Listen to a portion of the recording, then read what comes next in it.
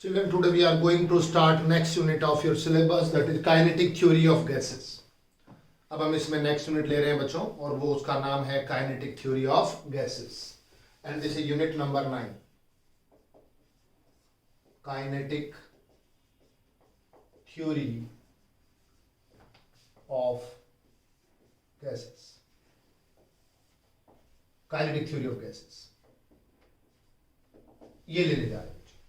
अब kinetic theory को आप कैसे पढ़ेंगे? देखिए, काइनेटिक का मतलब मोशन से होता है, तो यानी कि अब हम इसमें गैस को स्टडी करना चाहते हैं, तो इसके अकॉर्डिंग में सबसे पहले कुछ हम एजम्पशंस लेते हैं। कौन कौन सी काइनेटिक थ्योरी के लिए एजम्पशंस हैं? तो first of all we are going to study assumptions.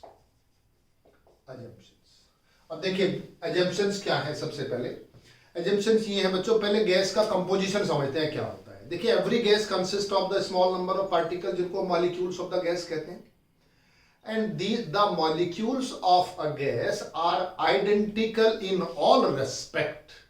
एक गैस के मॉलिक्यूल्स आप सारे के सारे आइडेंटिकल होते हैं, लेकिन but the molecules of a gas are different from the molecules of the other gases, and these molecules are hard spheres, just like the hard spheres.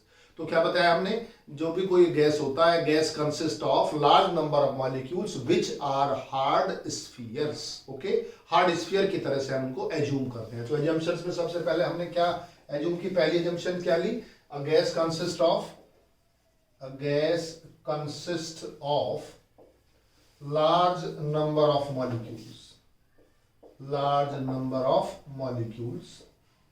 Molecules which are hard spheres. All right, the molecules of a gas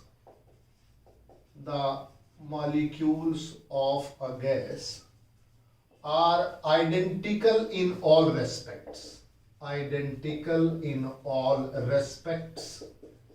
respect का all respect का मतलब क्या कैसा हो गया बच्चों? जिसमें charge की बात भी कर सकते हैं। कोई भी मॉलिक्यूल है, उसमें कितने प्रोटॉन्स होंगे, कितने एटम्स होंगे, कितने उसमें इलेक्ट्रॉन्स होंगे, क्या उसमें उसका साइज होगा, ईच एंड एवरीथिंग। एक मॉलिक्यूल दूसरे मॉलिक्यूल से एब्सोल्युटली कैसा है? आइडेंटिकल है in all respects. But the molecules of a gas are different from the molecules of other gas. इसका मतलब ये हुआ बच्चों, अगर हाइड्रोजन गैस की हम बात करते हैं तो हाइड्रोजन गैस के जितने भी मॉलिक्यूल्स हैं, जितने भी हाइड्रोजन मॉलिक्यूल्स हैं, वो सब कैसे हैं? आइडेंटिकल हैं। अगर हम किसी दूसरी गैस की बात करते हैं, मीथेन गैस की बात करते हैं, तो उसमें मीथेन के जो मॉलिक्यूल्स हैं वो सारे आइडेंटिकल हैं। नाइट्रोजन गैस की बात करते हैं तो सारे मॉलिक्यूल्स आइडेंटिकल हैं, लेकिन नाइट्रोजन गैस के मॉलिक्यूल्स ऑक्सीजन गैस के मॉलिक्यूल्स से डिफरेंट है, आइडेंटिकल नहीं है। तो एक गैस के मॉलिक्यूल दूसरे गैस के मॉलिक्यूल से कैसे होते हैं? डिफरेंट होते हैं। तो बच्चों ये दूसरा पॉइंट हो गया। तीसरा पॉइंट ये हुआ, the molecules of a gas are in the state of random motion. ये मॉलिक्यूल्स रहते कैसे हैं बच्चों? ये फिक्स नहीं है, एक जगह फिक्स नहीं रहते। गैस मॉलिक्यूल्स हमेशा मूव करते रहते हैं, और मूव भी कैसे करते हैं? रैंडमली मूव करते हैं। रैंडमली का मतलब आप समझते हैं, रैंडमली ये हो सकता है some of the molecules are moving in this direction, some other molecules are moving in this direction, like that. So there is no specific direction for all these molecules. ये रैंडम मोशन होता है, और हम जानते हैं random motion में जो average velocity होती है गैस मॉलिक्यूल्स की, वो कैसी होती है? जीरो होती है। So the average velocity of gas molecules is zero होगा। ठीक है, इनका सबका जब एवरेज लेंगे, बिकॉज वेलोसिटी जब वेक्टर क्वांटिटी, और वेक्टर क्वांटिटी से जब सब एवरेज लेंगे डिफरेंट डायरेक्शंस में, तो कैसा आएगा? जीरो आएगा बच्चों। तो ये कुछ पॉइंट्स तो एजम्पशंस होंगे रिगार्डिंग गैस। एक और पॉइंट्स हम लेते हैं नेक्स्ट। अच्छा, जो साइज होता है मॉलिक्यूल का, that is very very small. Molecule का साइज बहुत छोटा होता है, और किसके कंपेरेटिव में? As compare to the distance between the two molecules. मान लीजिए हाइड्रोजन गैस की बात लेते हैं, नाइट्रोजन गैस की बात लेते हैं, ऑक्सीजन गैस की, किसी भी एक गैस का हम एग्जांपल ले सकते हैं। ऑक्सीजन गैस से अगर हम एग्जांपल लेते हैं तो ऑक्सीजन मॉलिक्यूल का जो साइज है वो ऑक्सीजन मॉलिक्यूल्स के बीच के डिस्टेंस से काफी कम होता है। ये कहिए कि ऑक्सीजन के जो मॉलिक्यूल्स होते हैं गैस में उनके बीच का डिस्टेंस काफी ज्यादा है as compare to the size of the molecule of the oxygen gas. और इसका रिजल्ट क्या आएगा? इसका रिजल्ट आएगा the volume occupied by a gas is very much greater than the actual volume of the gas molecules। ये कोई container है, इस कंटेनर के अंदर बहुत सारे मॉलिक्यूल्स हैं। इस तरह से आप मॉलिक्यूल्स अगर बनाएं तो देखिए ये डिस्टेंस बहुत ज्यादा है और इनका साइज कैसा है? काफी कम है। तो जो एक्चुअल मॉलिक्यूल्स है गैस का वो तो बहुत कम होगा as compare to the volume occupied by the gas. अब इतना स्पेस इसने ऑक्युपाई किया, इतना वॉल्यूम इसने ऑक्युपाई किया हुआ है, लेकिन उसमें एक्चुअल में तो जो मॉलिक्यूल्स हैं उनका जो वॉल्यूम है वो काफी कम है। बाकी वॉल्यूम तो क्या है? उनके बीच का काफी डिस्टेंस है। तो ये भी एक इंपॉर्टेंट पॉइंट है अजम्पशन में। क्या है बच्चों? The size of molecules of a gas, एक गैस का जो मॉलिक्यूल का साइज होता है is very small, not only small, very small as compared to किसके कंपेरिजन में? टू द साइज ऑफ और to the distance between the molecules, to distance between the molecules, तो जो मॉलिक्यूल्स के बीच का डिस्टेंस है उनके कंपैरेटिवली काफी स्मॉल होता है। और उसका रीजन क्या होगा? As a result of which the volume occupied by the gas is very much greater than the actual volume of the molecules of the gas, actual volume of the molecules of the gas। बताइए point भी समझ आ गया कि नहीं? ये भी assumption का part हो गया कि इसमें जो गैस मॉलिक्यूल्स का जो साइज होता है वो उसके कंपैरेटिवली जो दो मॉलिक्यूल, एनी टू मॉलिक्यूल्स या मॉलिक्यूल्स के बीच का जो डिस्टेंस होता है that is very very large. तो इसमें से वॉल्यूम ऑक्युपाइड काफी बड़ा हो जाएगा, लार्ज हो जाएगा as compare to this one. ठीक है, अच्छा अब इसमें मॉलिक्यूल्स का इंटरेक्शन की बात कर लेते हैं। उसके बारे में क्या कहती है काइनेटिक थ्योरी? जब मॉलिक्यूल्स होते हैं तो केवल वो फोर्स एक्सर्ट करते हैं ड्यूरिंग द कोलिजन की चीज। Except collision, the molecules do not exert any force. So the gas molecule, the molecules of a gas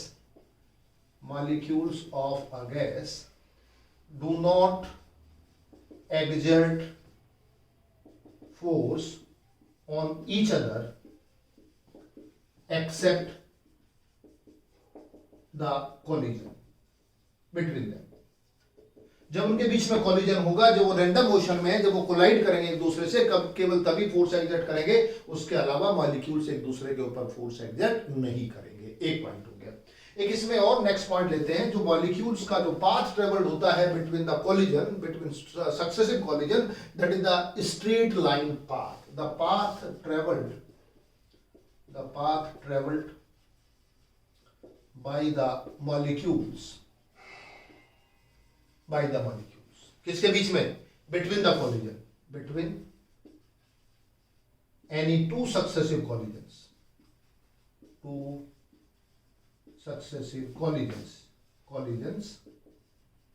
is a straight line path. कैसा पाथ है? स्ट्रेट लाइन पाथ है। Straight line मानते हैं, वैसे भी मानते हैं स्ट्रेट लाइन। तो जैसे आपका कर्वेचर, अगर हम क्लासिकल भी देखें, ये अगर सर्कुलर कोई ऑब्जेक्ट है और सर्कुलर पाथ है, इसमें बहुत स्मॉल डिस्टेंस को अगर मेजर करेंगे तो दोनों के बीच का डिस्टेंस कैसा माना जाएगा? स्ट्रेट लाइन आता है। ये तो मैकेनिक्स का पार्ट हो गया। लेकिन जब गैस की बात करते हैं तो इनके बीच का डिस्टेंस तो एंगस्ट्रॉम के ऑर्डर का होता है। ऐसे केस में हम पाथ को कैसा मानते हैं बच्चों? The path is straight line path, straight line path मानते हैं बच्चों। ठीक है, तो ये एक और एग्जांपल हो गया कि जब गैस मॉलिक्यूल्स डिस्टेंस ट्रेवल करते हैं तो हमेशा उसका जो मॉलिक्यूल्स का जो डिस्टेंस होता है ट्रेवल बीच में, that is a straight line path. Okay, तो दीज आर फ्यू अजम्पशंस किसके लिए? For kinetic theory of gases. तो जब हम काइनेटिक थ्योरी को पढ़ेंगे, गैसेस को हम स्टडी करेंगे, काइनेटिक थ्योरी को, जब हम गैस का मोशन हम पढ़ेंगे तो हमें ये सारे पॉइंट्स हमें क्या होंगे? कंसीडर करने पड़ेंगे। इन्हीं के ब्याह पर, इन्हीं के बेस पर हम आगे की स्टडी कर सकते हैं बच्चों। चलिए, ये पॉइंट तो हमें समझ आ गया। नाउ नेक्स्ट पॉइंट इज, हम जब भी कहते हैं the pressure is exerted by A gas, gas कोई जो होती है वो प्रेशर एक्सर्ट करती है किसी भी कंटेनर में जिसमें लेते हैं, तो उस प्रेशर का रीजन क्या है, why the gas exerts pressure on the wall sides of a container, base of a container. Why, what is the region of pressure of a gas? तो हम नेक्स्ट ले रहे हैं pressure of a gas. pressure का क्या reason होता है बच्चों, pressure of a gas, pressure exerted by a gas, pressure exerted by a gas. अब देखिए बच्चों, अभी अभी मैंने काइनेटिक थ्योरी में क्या पढ़ा है, the gas molecules are in the state of random motion, वो रैंडम मोशन में होते हैं, सब मूव करते रहते हैं, और जब गैस मॉलिक्यूल्स रैंडम मोशन में होते हैं तो क्या करेंगे, वो कोलाइड करेंगे, आपस में भी कोलाइड करेंगे और कंटेनर की वॉल से भी कोलाइड करेंगे, और जब कंटेनर की वॉल से कोलाइड करेंगे तो क्या एग्जर्ट करेंगे, फोर्स एग्जर्ट करेंगे, और जब फोर्स एग्जर्ट करेंगे तो फोर्स पर एरिया क्या होता है, प्रेशर होता है, that's why the gas will exert a pressure on the walls of the container. Moreover force क्या होता है, force is the rate of change of momentum, ये तो पढ़ा है मैंने, it is rate of change of linear momentum. तो जब गैस मॉलिक्यूल्स कोलाइड करेंगे वॉल से तो उसके बाद उनकी डायरेक्शन चेंज होगी, वेलोसिटी चेंज होगी, और जब वेलोसिटी चेंज होगी तो उनका मोमेंटम चेंज होगा, और वो जो मोमेंटम चेंज होगा गैस मॉलिक्यूल्स का, वो the momentum will be transferred by the conservation of linear momentum to the walls, और उस वजह से वॉल के ऊपर एक फोर्स एक्सर्ट होगा, rate of change of momentum के इक्वल होगा, and that force per unit area of that surface of the container is called pressure. So what is the cause of the pressure? Is the continuous bombardment of the gas molecules on the walls of the container. तो लगातार bombardment होता रहता है, लगातार collision होते रहते हैं molecules के, लगातार मॉलिक्यूल्स टकराते रहते हैं कंटेनर के वॉल्स के साथ, उसकी वजह से एक फोर्स एक्सर्ट होता है, और फोर्स पर एरिया क्या होता है, प्रेशर होता है बच्चों. तो ये प्रेशर का रीजन है, और प्रेशर का फॉर्मूला हमने बताया क्या होता है, it is rate of change of linear momentum. अब इसका हम डेरिवेशन करते हैं, expression for pressure exerted by gas, expression for pressure exerted by gas, कितना एक्सप्रेशन होगा, क्या डेरिवेशन होगा, हम ये समझने की कोशिश करते हैं बच्चों. अच्छा डेरिवेशन है, लेट्स ट्राई टू अंडरस्टैंड. हम कोई यहां पर एक कंटेनर मान लेते हैं, suppose this is a cubical container, ये कोई हमने क्यूबिकल कंटेनर मान लिया जिसकी साइड L है, और यहां से हमने एक कोई मॉलिक्यूल हमने कंसीडर किया, और इस मॉलिक्यूल की वेलोसिटी कितनी है, v है, और हम जानते हैं मॉलिक्यूल के तीन इसके ये बॉल मान लीजिए x है, तीन कंपोनेंट्स होंगे along x एक्सिस, अगर हम इसको x एक्सिस मान लेते हैं तो vx कंपोनेंट, इसको y एक्सिस मान लें तो y कंपोनेंट, और ये कौन सा कंपोनेंट हो जाएगा, v कंपोनेंट हो जाएगा. ये कोई एक गैस मॉलिक्यूल मान लिया हमने, वही z एक्सिस को माना, ये x एक्सिस माना हमने, y एक्सिस माना, और ये कौन सा एक्सिस मान लिया है, z एक्सिस मान लिया बच्चों, ठीक है. और ये क्यूबिकल कंटेनर है विच एनक्लोज्ड अ गैस. इसमें हम कंसीडर कर लेते हैं, let us consider n number of molecules of a gas, molecules of mass m each. हमने बताया कि जब एक मॉलिक्यूल के, एक गैस के मॉलिक्यूल सब आइडेंटिकल होते हैं, molecules of mass m each, ठीक है, enclosed by a cubical container of side L, so that total mass बताइए कितना हो जाएगा, total mass capital M is equal to small m into n.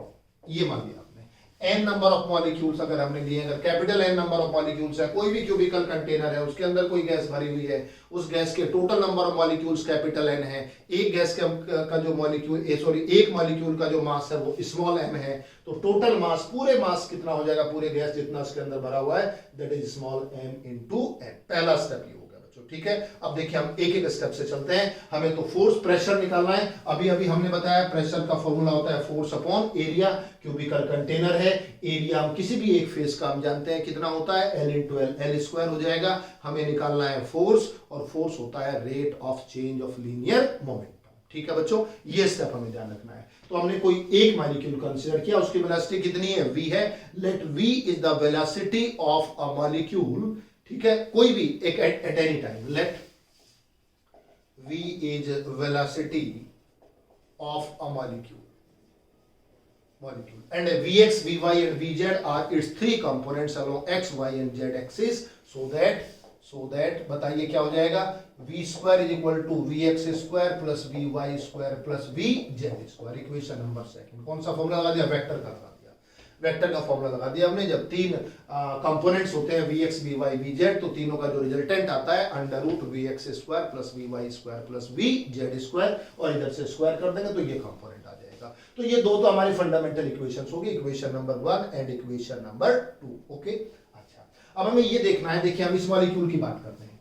हमने ये पढ़ा है अगर कि ये वॉल है और इस वॉल से मान लीजिए v वेलोसिटी से या vx वेलोसिटी से कोई मॉलिक्यूल टकराएगा और फिर ये मॉलिक्यूल वापस आएगा, तो जब ये मॉलिक्यूल टकराने के बाद वापस आएगा तो वेलोसिटी वापस आने की कितनी हो जाएगी, माइनस vx हो जाएगा. और मॉलिक्यूल का मास कितना है, m है. So what is change in momentum of the molecule. Change in momentum क्या होता है, final momentum minus initial momentum.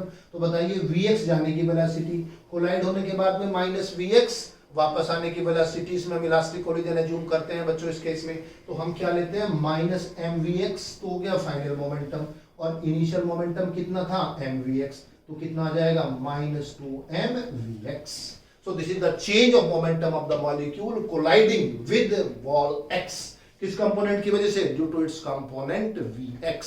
तो पहला स्टेप यहां से ले रहे हैं. Next, change in momentum of the molecule. अब आ मॉलिक्यूल नहीं रहा है, कौन सा बन गया, द मॉलिक्यूल हो गया. जिस मॉलिक्यूल की बात हम कर रहे थे, एक मॉलिक्यूल की बात करी थी आपने, ठीक है, उसी मॉलिक्यूल का कौन से कंपोनेंट की वजह से, एक्स कंपोनेंट की वजह से कोलाइडिंग किसके साथ, molecule colliding with wall x. X wall को कोलाइड करने के लिए कितना आ गया बच्चों, देखो यहां से हमने बताया minus 2mvx, minus 2mvx. Okay. What is the momentum transferred to the wall. What is momentum? Now momentum transferred to the wall. बताइए कितना हो जाएगा, minus times of minus 2mvx और कितना हो जाएगा प्लस 2mvx. ये बन गया बच्चों, ठीक है. तो ये किसका मोमेंटम हो गया है, वॉल का मोमेंटम हो गया, जो वॉल को ट्रांसफर हुआ है. किसकी वजह से ट्रांसफर हुआ है, बाय द मॉलिक्यूल ने कितना, तो जितना कोलाइड होने से पहले था उतना ही कोलाइड होने के बाद हो गया बच्चों, दोनों का ये मोमेंटम बन गया इसमें. अब इसमें मोमेंटम के बाद में इतना मोमेंटम ट्रांसफर हुआ है. अच्छा, कोई भी गैस मॉलिक्यूल कितना डिस्टेंस ट्रेवल करता है बिटवीन टू सक्सेसिव कोलिजन्स. देखिए क्या पॉसिबिलिटी है, ये एक साइड है वॉल की, एक कंटेनर की साइड ये है, दूसरी कंटेनर की साइड ये है, दोनों के बीच का डिस्टेंस कितना है, l है. So what will be the distance traveled by the molecule between two successive collisions.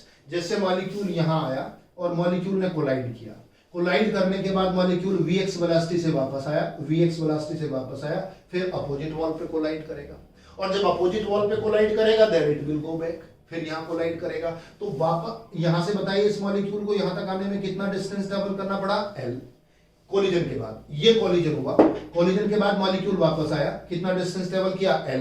अब इधर फिर रास्ता बंद है, इधर दूसरी वॉल मिलेगी, अपोजिट वॉल मिलेगी. यहां से टकरा के आया था, ये कोलिजन हुआ था, उसके बाद फिर वापस आया, तो जैसे ही वापस आएगा तो कितना डिस्टेंस ट्रेवल किया, l.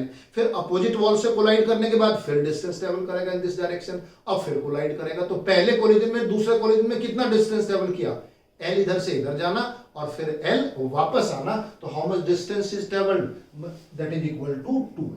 और कितनी स्पीड है, अगर मैग्नीट्यूड की हम बात करें, कितनी स्पीड है, vx. आने की स्पीड भी वही है vx और जाने की स्पीड का मैग्नीट्यूड भी सेम है vx है.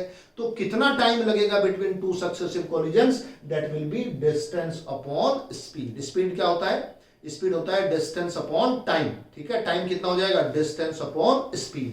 तो यहां हम लिख सकते हैं time between two successive collision by the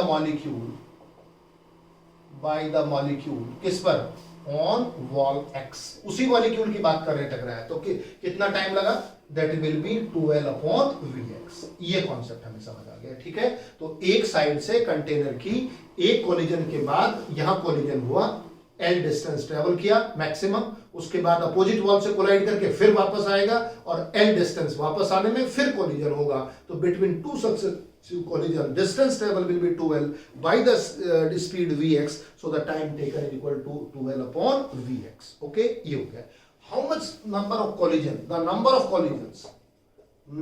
of collisions पर सेकेंड। अब नंबर ऑफ कोलिजन्स पर सेकेंड कितने निकलेंगे, दैट इज 1/12/Vx, और ये हो जाएंगे Vx/12। और वैसे भी नंबर ऑफ कोलिजन्स को तो जैसे हम फ्रीक्वेंसी कह देते हैं, फ्रीक्वेंसी क्या होता है 1 टाइम पीरियड, तो दो सक्सेसिव कोलिजन के बीच का टाइम तो ये है, कितने कोलिजन हो जाएंगे एक सेकंड में, 1/this क्या हो जाएगा बच्चों, टाइम, 1 टाइम पीरियड कह करके। तो जैसे फ्रीक्वेंसी निकालते हो आप, या हम कॉन्सेप्ट से भी कैलकुलेट हम कर सकते हैं कि जो 12/Vx है ये दो कोलिजन के बीच का टाइम हो गया है। और बच्चों इसके बाद जितना भी आप एक सेकंड में कितने कोलिजन्स हो सकते हैं, दैट इज 1/द time between two successive collisions, और कितना हो गया Vx/12। तो बच्चों ईच कोलिजन पर इतना, sorry in 1 second the total number of collisions are this one, and during each collision how much momentum is transferred to the wall, that is 2mvx। ये जो वॉल है, इस वॉल को एक कोलिजन में जो मोमेंटम ट्रांसफर होता है वो कितना ट्रांसफर होता है 2mvx, और एक सेकंड में कितना कोलिजन्स होते हैं, दैट इज Vx/12। तो एक सेकंड में कितना मोमेंटम ट्रांसफर हो जाएगा, the momentum transfer to the wall, momentum transferred to the wall in 1 second, कितने टाइम में, in 1 second, that is equal to, देखिए कितने कोलिजन है पर सेकंड Vx/12, इतने तो कोलिजन हो गए एक सेकंड में, और एक कोलिजन में कितना ट्रांसफर हुआ, that is equal to 2mvx। ये वाला पॉइंट हो गया, ठीक है। थोड़े से स्टेप्स डिफिकल्ट हैं, लेकिन इसमें मल्टी स्टेप्स का डेरिवेशन है, तो एक एक स्टेप को हम क्लियर करते चल रहे हैं। सबसे पहले हमने इसका वो बेसिक कॉन्सेप्ट लिया, कई सारे क्वेश्चन हम मैकेनिक्स में करके आए हैं कि एक मॉलिक्यूल जब कोलाइड करके वापस आता है तो चेंज इन मोमेंटम होता है -2mvx। ये तो किसका हुआ, मॉलिक्यूल का, और वॉल को कितना ट्रांसफर हुआ 2mvx, इसका माइनस टाइम्स हो जाएगा, ये 2mvx हो गया। और यहां से हमने निकाला टाइम कितना लगा, फिर हमने क्या निकाला, नंबर ऑफ कोलिजन्स कितने हैं पर सेकंड, और एक सेकंड में ये कोलिजन है, ये मॉलिक्यूल एक सेकंड में इतने कोलिजन जनरेट कर रहा है, और एक कोलिजन में कितना मोमेंटम ट्रांसफर कर जा रहा है 2mvx। So this is the total momentum transferred, और यहां से अगर हम इसको ये कैंसिल कर देते हैं, and that will be mvx/L, ये बना बच्चों, ठीक है। Momentum transfer to the wall in 1 second, कौन से कंपोनेंट की वजह से, ड्यू टू एक्स कंपोनेंट की वजह से। अब बच्चों इसको थोड़ा और सिंप्लीफाई करते हैं, एक्स कंपोनेंट की वजह से जितना होगा उतना ही वाई कंपोनेंट की वजह से होगा, उतना ही जेड कंपोनेंट्स की वजह से होगा, क्योंकि कैसा है सब कुछ, कैसा एक मीडियम है, एक होमोजेनियस मीडियम है। इस होमोजेनियस मीडियम में तो केवल गैस मॉलिक्यूल्स ही हैं, तो ऐसा नहीं कि एक्स के लिए अलग होगा, वाई के लिए अलग होगा, जेड के लिए अलग होगा, नंबर 1। नंबर 2, अगर सारे मॉलिक्यूल्स की एक्स एक्स के अलोंग हम कंपोनेंट देखेंगे तो वो कंपोनेंट का जो एवरेज वैल्यू है वो वी वाई की एवरेज वैल्यू के और वी जेड की एवरेज वैल्यू कैसी होनी चाहिए, इक्वल होनी चाहिए। अब हम यहां से थोड़ा सा इसको वेरीफाई करेंगे। Now Vx average is equal to Vy average is equal to Vz average, ये Vz एवरेज होना चाहिए, तीनों एवरेज होंगे बच्चों। तो किसी भी एक होमोजेनियस मीडियम में जब एक गैस के मॉलिक्यूल्स केवल हैं, और वो मॉलिक्यूल्स आइदर उसका X component, Y component, Z component, और हम यहां तो हमने केवल कौन से वाला लिया, एक मॉलिक्यूल का लिया। अगर हम इसमें बच्चों एक मॉलिक्यूल के बाद अगर हम इसमें और मॉलिक्यूल्स की बात करते हैं, n और n से ज्यादा मॉलिक्यूल्स की बात करते हैं, तब कितना हो जाएगा, अगले स्टेप में बोलेंगे। एक कॉन्सेप्ट तो आ गया, the momentum transferred to the wall by all the molecules, बताइए all the molecules से कितना हो जाएगा।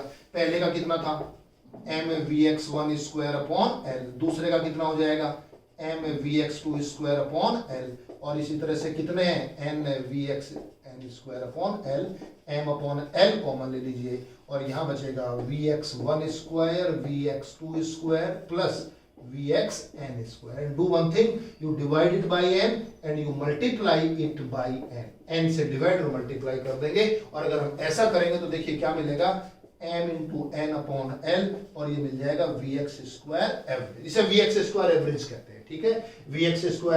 Vx2 प्लस Vxn²/n, ये एवरेज वैल्यू बन गया Vx² एवरेज, ठीक है। ओके, अब ये जो कॉन्सेप्ट हमने सीखा है, इस कॉन्सेप्ट को यहां रखो जरा, फ्रॉम इक्वेशन 2। बताइए फ्रॉम इक्वेशन 2 कितना हो जाएगा? इस इक्वेशन को हम लिख देते हैं, that is equation number 3। From equation 2 रखिए वैल्यू, बोलो वी स्क्वायर किसके इक्वल आ जाएगा? वी वाई एवरेज की वैल्यू भी कितनी हो जाएगी? वी एक्स, और वी जेड की वैल्यू भी कितनी हो जाएगी? V x. तो it is v x square plus we Y square plus v z square. तो वी स्क्वायर का जो एवरेज आएगा that is v x square average plus we Y square की जगह भी क्या हो जाएगा? V x square and plus V x square average. y की जगह भी हम वी वाई की जगह भी क्या रख देंगे? वी एक्स, और वी जेड की जगह क्या रख देंगे? V X. Z V Y और वी एक्स का एवरेज इक्वल है, तो यहां से आ जाएगा बच्चों V square average is equal to 3 V x square average, और V x square average is equal to V square average upon 3। Average upon 3 ये वैल्यू उठा के यहां रखो। तो बोलो ये कितना आ गया बच्चों? This is equal to m into N upon L, और ये आ जाएगा v square average upon 3। Equation number 4। What is this? Momentum transferred per second, और इसको तो आप फोर्स कहते हैं। जो मोमेंटम ट्रांसफर्ड पर सेकंड है, यानी कि चेंज इन मोमेंटम है per second, that is equal to force, rate of change of momentum, F is equal to m into n upon L, v square average upon 3। ये formula बन गया बच्चों। लेकिन हमें तो क्या निकालना है? प्रेशर निकालना है। What is pressure on wall X? Pressure on wall X P is equal to क्या होता है? F upon force upon area. कौन से वॉल का एरिया लेंगे? एक्स वॉल का। देखिए बहुत सिस्टमैटिक चल रहे हैं। पहले हम एक मॉलिक्यूल के एक्स कंपोनेंट की वजह से हमने देखा कितना इसमें चेंज आया मोमेंटम में। फिर हमने उस एक मॉलिक्यूल के नंबर ऑफ कोलिजन्स लेके 1 सेकंड में नंबर ऑफ कोलिजन्स निकाल के उनसे मल्टीप्लाई कर दिया है। फिर जितना एक मॉलिक्यूल का है उतना ही दूसरे मॉलिक्यूल का, फिर थर्ड मॉलिक्यूल का, फिर फोर्थ मॉलिक्यूल का, और सबको क्या कर दिया हमने? ऐड कर दिया। तो टोटल आ गया बच्चों। टोटल निकालने के लिए फिर हमने ये वाला इसमें कॉन्सेप्ट अप्लाई कर दिया। सबका एवरेज एक्स वाई जेड के अलोंग कैसा होगा? इक्वल होगा। तो वहां से वी एक्स स्क्वायर किस में कन्वर्ट हो गया? वी स्क्वायर एवरेज में कन्वर्ट हो गया जनरल टर्म। ये फोर्स आया, प्रेशर हो गया फोर्स अपॉन एरिया। इसकी लेंथ की ये साइड भी एल है और ये साइड भी कितनी है? एल है। तो बोलो एरिया कितना हो गया? L square. तो हम इसको कर देंगे यहाँ पर m इंटू एन। देखिए एल स्क्वायर और एल कितना बन जाएगा? एल क्यूब हो जाएगा। That will be L cube, और इसको वी स्क्वायर एवरेज अपॉन 3। और आप जानते हैं एल क्यूब, क्यूब का क्या हो जाएगा? वॉल्यूम हो जाएगा। That is V square average upon 3। And what is m into N? m into N सबसे पहले स्टेप में लिया था आपने, क्या था? Total mass. That is equal to total mass upon volume V square average upon 3। ये फॉर्मूला बना। And what is m upon v? M is the total mass of the gas which is filled in this container or enclosed by the cubical container of volume v. So total mass divided by total volume is called density of the gas. तो अगले step में यहाँ बच्चों pressure का formula बन जाएगा 1/3 रो v square average. ये v2 नहीं है, ये v स्क्वायर का क्या है? एवरेज है। v स्क्वायर का एवरेज है, ये फॉर्मूला। अब ये जो v स्क्वायर एवरेज है, देखिए इसको क्या कहते हैं हम? और P is equal to 1/3 rho C square कहते हैं। अब जरा समझिए इसको क्या कहेंगे? C is equal to RMS speed of the gas molecules. अब ये RMS स्पीड का कॉन्सेप्ट समझिए क्या होता है बच्चों। देखिए इसमें क्या है? ये v स्क्वायर का क्या है? यहाँ पर एवरेज है। v स्क्वायर का एवरेज को इस तरह से बाहर से रिप्रेजेंट कर देते हैं, ये एवरेज है। देखो आरएमएस स्पीड क्या कहते हैं? मान लीजिए ये स्पीड v है, तो इसे क्या कहेंगे? स्पीड कहेंगे, ठीक है। इसका स्क्वायर कर दो तो क्या हो गया? v स्क्वायर हो गया, राइट? v स्क्वायर हो गया। इसका एवरेज ले लो, ये एवरेज आ गया, ठीक है। इसका अंडर रूट ले लो, तो पहले क्या किया हमने? पहले तो किया हमने स्क्वायर, फिर क्या लिया हमने? एवरेज मीन, फिर क्या लिया हमने? रूट। तो देखिए ये हो गया रूट के बाद कौन सा हो गया? मीन, और मीन के बाद क्या हो गया? स्क्वायर। क्या कहते हैं इसको? Root mean square velocity. बात समझ आ गया? वेलोसिटी का स्क्वायर करो तो v स्क्वायर हो गया स्क्वायर। फिर क्या लोगे? मीन का साइन हो गया मीन। फिर क्या लिया हमने? Root. So this is called root mean square velocity. और अगर हम इसका स्क्वायर कर दे, रूट मीन स्क्वायर वेलोसिटी को c से रिप्रेजेंट कर देते हैं। It's very difficult to write every time VRMS। Make it short में करने के लिए इसको हम c कह देते हैं। तो c is equal to this one, और अगर स्क्वायर करेंगे तो बताइए c स्क्वायर कितना हो जाएगा? v square average. तो जहां ये v स्क्वायर एवरेज था यहां पर, उसकी जगह हमने क्या कर दिया? c square. एक नई टर्म हमारे पास आ गई है, और वो नई टर्म क्या है? That is root mean square speed of the gas molecule. तो बच्चों ये फॉर्मूला होता है, this is the final formula of the pressure exerted by gas molecules. तो कंटेनर में गैस मॉलिक्यूल्स जो होते हैं उनकी वजह से कोई भी गैस कितना प्रेशर एक्सर्ट करती है किसी भी कंटेनर पर, that is given by P is equal to 1/3 rho C square। तो बच्चों we have used several steps in this derivation, हमने कई सारे स्टेप्स हमने यूज किए हैं। अगर हम समरी करें, समरी में एक बार इसको हम फिर इसको रिवाइज करें, क्या करना है। पहले स्टेप में क्या था, हमने कोई कंटेनर एज्यूम किया, कंटेनर में हमने कोई गैस एज्यूम की है, गैस के n नंबर ऑफ मॉलिक्यूल्स हैं, एक मॉलिक्यूल का मास है, टोटल मास निकल जाएगा कितना होता है। उसके बाद हमने किसी एक मॉलिक्यूल की वेलोसिटी हमने एट रैंडम सेलेक्ट कर ली है, उसके तीनों कंपोनेंट लिए हैं। एक्स कंपोनेंट वेलोसिटी की वजह से यहाँ पे हमें फोर्स निकालना था, फोर्स का फॉर्मूला होता है rate of change of momentum, और यहाँ पे जो मोमेंटम चेंज होता है वो कोलिजन की वजह से होता है। तो पहले हमने एक्स मॉलिक्यूल के एक्स कंपोनेंट की वजह से जो चेंज इन मोमेंटम है वो निकाला हमने, और उससे हमने नंबर ऑफ कोलिजन पर सेकंड निकाले, और फिर हमने एक सेकंड में कितना rate of change of momentum हुआ वो हमने फाइंड किया। उतना मोमेंटम ट्रांसफर होगा किसको, वॉल को, उससे हमें फोर्स मिल गया। और फिर हमने ऐसे ही दूसरा molecule, third molecule, fourth molecule सबका निकाल करके ऐड कर दिया तो टोटल फोर्स आ जाएगा। और इसको हमने यहाँ एवरेज की फॉर्म से सिंप्लीफाई करने के बाद ये वैल्यू आ जाएगी, और बाद में फिर हमने इसको एरिया से डिवाइड कर दिया। So this is a way to find the expression for pressure exerted by a gas on the walls of a container, and final formula is P is equal to 1/3 rho C square, और C को क्या कहा हमने, that is root mean square velocity of the gas molecules। Okay, तो एक अच्छा derivation हो गया, एक इंपॉर्टेंट डेरिवेशन हमने कर लिया है। इसका पहले कॉन्सेप्ट समझा, फिर हमने इसका डेरिवेशन